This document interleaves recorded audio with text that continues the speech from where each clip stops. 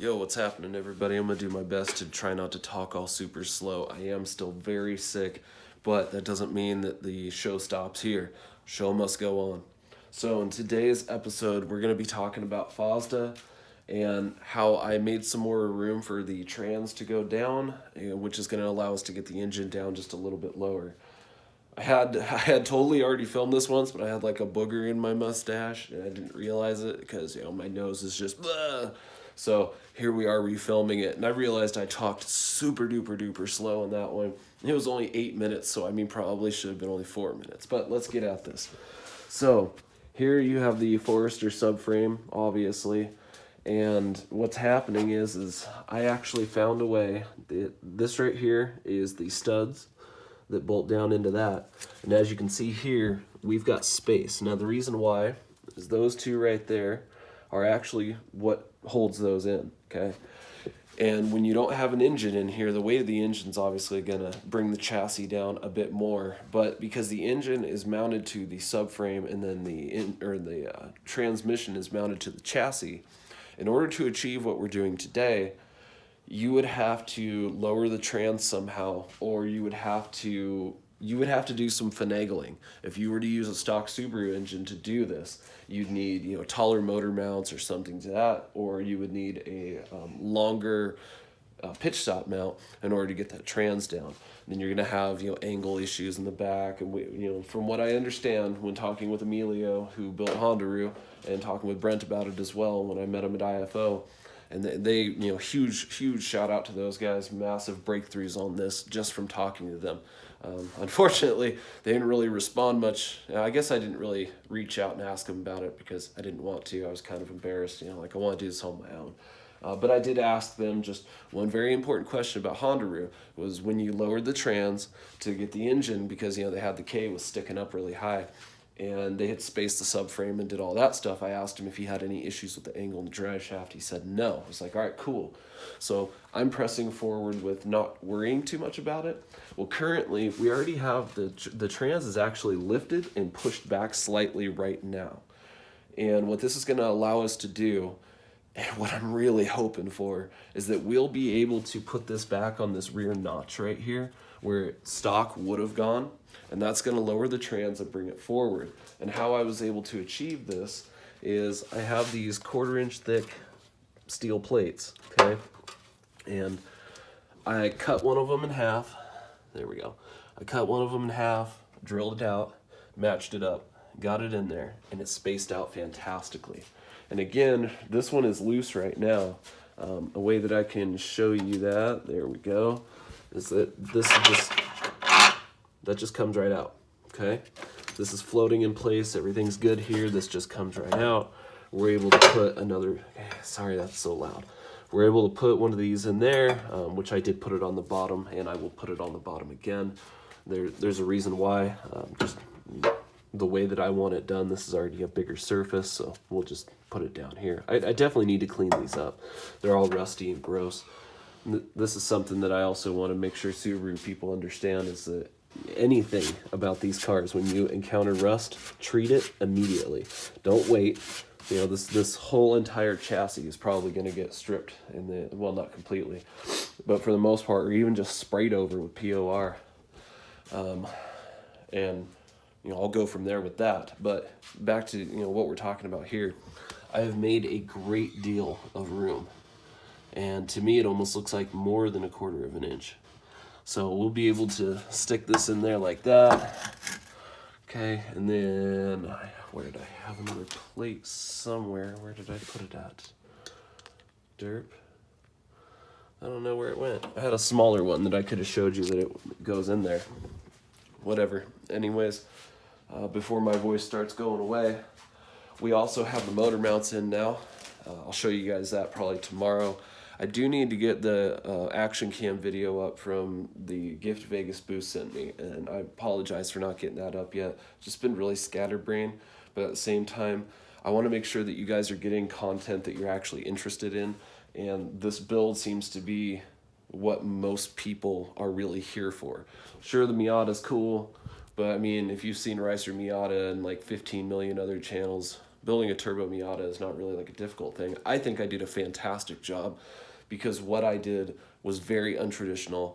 It had never been done before. Nobody's taken a Civic intercooler kit and adapted it to a Miata. That I know of, nobody has built a Miata of this quality for the low price that I did. I mean, I really, really, in my opinion, built a very, high quality, but cost effective. I wouldn't say like super high quality, but because we are still using an eBay turbo. But that doesn't matter, not to me. I know people have been running those for 2-3 years and they have no problems at all. They're cheap enough, it's $100. Something goes wrong with the turbo, as long as it doesn't detonate the engine somehow, sending the bits inside of it, what's it matter anyway? And I mean, it's not gonna make it in the intake, even if it does explode. It's gotta go all the way through the intercooler and stuff. But I digress. Let's get back to what we're talking about here. So, I'm hoping, I can't work out here today, guys. I'm way too, working out here yesterday was stupid. I did achieve this yesterday, but I feel way worse today, and I'm pretty sure being out here in the cold garage, laying on the cold ground, breathing 30-degree air, I don't think it helped out at all. So I'm going to take my sickly self back in the house, get some rest. But I wanted you guys to be updated about what's happening with Fozda. We are making some very good progress. I'll get that bolted in there. I'll take the adapter plate off of this engine here, and I'll mount it up to the trans, and we will see exactly how low we can go. How low can you go? I'm probably going to be looking for another subframe, just because I feel like I cut this wrong. I'm not sure I like how I cut it. And the issue being is that these are where the steering rack mounts up. Okay, and if we're gonna start beating on it, and we've got half of the steering rack reinforcements cut up, and then the subframe, I can always weld some stuff in here, but I beat the crap out of it. I really was kind of gung-ho and in a hurry. I wasn't really thinking when I did that. I took off way more metal than I needed to. Personal opinion, but I'm not gonna know until we actually get it spaced out, lowered, and done. So that's today's update. Thank you all so much for being here. I really appreciate you. I hope you had a fantastic Christmas. If you watched my rant yesterday, it is what it is. I hate that saying, but it is what it is. I just wanted to be honest with you guys and let y'all know that I'm not some rich dude. There's not big money happening here.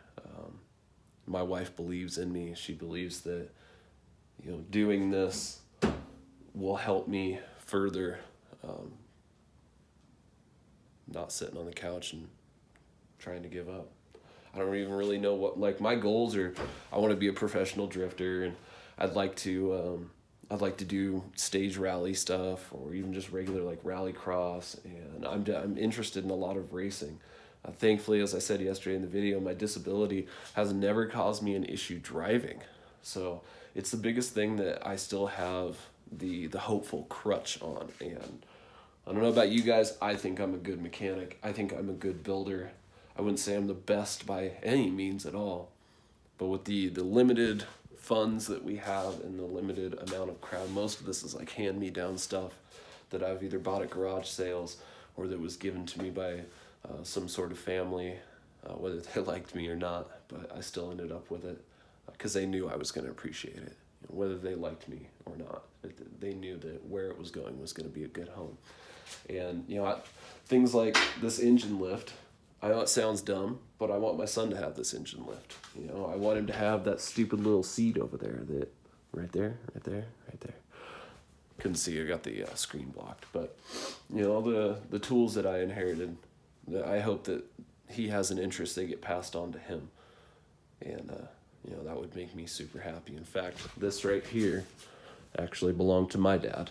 You see, Hemi 426. Like I said, I grew up Mopar. That's why I got so many. I grew up loving the imports too, but my dad always told me, no replacement for displacement, blah, blah, blah, blah.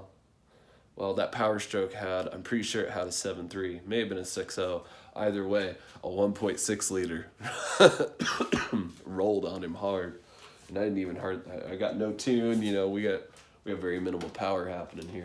I'm confident that once this Subaru is done and going, I'm gonna actually look for an earlier like 5-speed STI trans just because it's more attainable for me. I don't have thousands of dollars to go drop on a 6-speed and then try and do the conversion. The R160 diff would be great to have, but I'm gonna have to be clever about how I source this kind of crap out. I don't have a whole lot of money, and I'm not after sympathy. I don't want anyone to just start giving me stuff because they feel bad. I want to feel like I earn what I got. So yeah, it's that's kind of where we're at here. That's it's a little talk about the future of the car, what it planned, what I'm hoping to use it for or something. Not really sure, to be completely honest. I know we need to get rid of that piece of crap and get a proportionate valve in there and actually dial in the brakes without ABS, because I hate ABS. That's stupid. Learn how to brake with your foot. Anyways, thanks guys. Appreciate y'all being here. Peace. Oh, that awkward moment when you tried to record something and you screwed it up. Okay, so last time, because I'm running out of breath, something I forgot to mention was I was worried about the steering shaft not working. I was worried about that guy bow right there. I was worried about that not stretching enough and all it would take is drilling out the rivets and putting in a spacer. If we did have an issue, it wouldn't be that big of a deal. But when I did this and I pulled those the way it did, as you saw, the bolts just slide in and out. Everything is great there, which I thought was really neat. And there's, the wheel's chalked on this side and it's bolted down over there, but it's not chalked over here. And that spaced out flawlessly at the 1/4 of an inch. It did it on its own. So in my brain, it was like, this was meant to be. This was how it was meant to sit in here like that. And even just bringing it down that 1/4 of an inch is going to be huge, because it may actually give us more than a 1/4 of an inch, because that trans is going to come forward and down. So if so, that might give me more room right here to clear the front of the steering rack a bit. And then we'll see exactly how much further the front of the engine goes down, because now the trans is going to be more even versus picked up. And, as you can see, it pivots. You have that kind of a lift, because it would be lifting basically like, imagine my hand is the transmission, okay, and you're pulling it up here. So elbow's going to stay where it goes, and the engine's going to go like that. So I really do feel like the inflection is going to be very great toward the front of the engine. We're going to have a more level playing field, and then we can figure out if there's any other way we want to go about trying to lower it. I'm just trying not to cut that subframe up anymore and figure out exactly how to clear it, and then get another one, put it in there, and hopefully not cut any of the steering rack area. So, all right, that's it for me. I gotta go rest, guys. Peace.